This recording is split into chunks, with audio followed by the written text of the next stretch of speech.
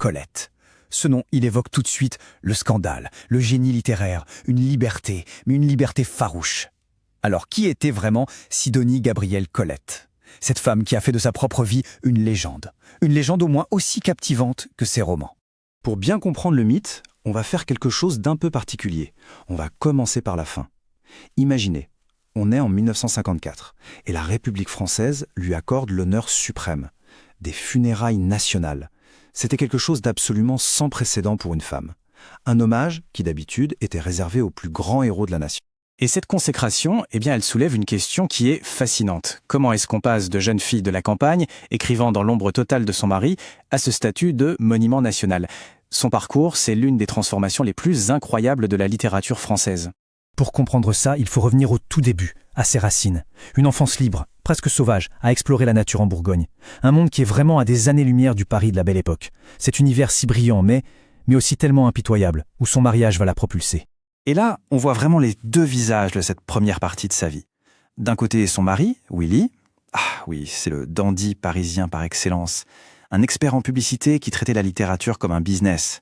Il avait monté ce qu'on appelait une véritable usine à écrivains fantômes. Et de l'autre côté, il y a Colette, la jeune provinciale qui a un talent fou, un talent que Willy a bien sûr flairé et dont il compte bien s'approprier toute la gloire. Au début, Willy trouve le premier manuscrit de Colette un peu trop sage, et il l'oublie carrément dans un tiroir. Mais des années plus tard, en le relisant, il sent le potentiel commercial. Et sa suggestion, l'air de rien, c'est d'y ajouter une petite touche de scandale, un parfum d'interdit. Et c'est cette petite phrase qui va absolument, mais absolument, tout changer. Et là, le succès va dépasser toutes les espérances. La série des Claudines, ce n'est pas juste un best-seller, non, c'est un raz-de-marée, un vrai phénomène de société qui va devenir la première grande marque culturelle du XXe siècle. Entre 1900 et 1903, ce sont 4 romans Claudine qui sont publiés. 4 succès phénoménaux, tous signés du seul et unique nom de Willy, alors que c'est bien Colette qui en est l'auteur. Willy, qui est un homme d'affaires redoutable, transforme l'héroïne de sa femme en une franchise incroyablement rentable. Il y a des parfums, des savons, des pièces de théâtre et bien sûr le fameux col Claudine que toutes les femmes s'arrachent. C'est simple, toute la France est touchée par la Claudine mania. Mais cette petite phrase, elle révèle bien le côté sulfureux du personnage. Claudine est impertinente, elle est sensuelle, elle est libre. Elle captive un pays entier avec son audace, pendant que sa créatrice, elle, reste complètement invisible, prisonnière de son rôle d'épouse. Mais bien sûr, cette situation ne pouvait pas durer. Colette finit par se rebeller. Et c'est là que commence sa deuxième vie. Une émancipation spectaculaire où elle va reprendre le contrôle de tout, son nom, son art et même son corps. Sa libération va se faire par étapes. Et chaque étape est un acte de défi. D'abord, elle quitte Willy. Ensuite, elle monte sur les planches des music-halls, un milieu jugé mais tellement scandaleux à l'époque. Elle vit sa relation avec une femme, la marquise de Morny, au grand jour. Et surtout, elle va reconquérir son nom, lettre par lettre, jusqu'à devenir enfin juste Colette. Une fois libérée de l'emprise de Willy, Colette vit enfin comme elle l'entend. Elle défie toutes les conventions de son époque. Sa vie devient une œuvre d'art en elle-même, et sa liberté, une véritable déclaration politique, à une époque qui n'était pas du tout prête pour ça. L'un de ses coups d'éclat les plus connus, c'est en 1907. Imaginez la scène. Sur les planches du Moulin Rouge, Colette et sa compagne Missy échangent un baiser passionné. Le public est tellement choqué qu'une émeute éclate dans la salle. Le préfet de police est obligé de faire interdire le spectacle. Et Colette, elle, adore ça, provoquer.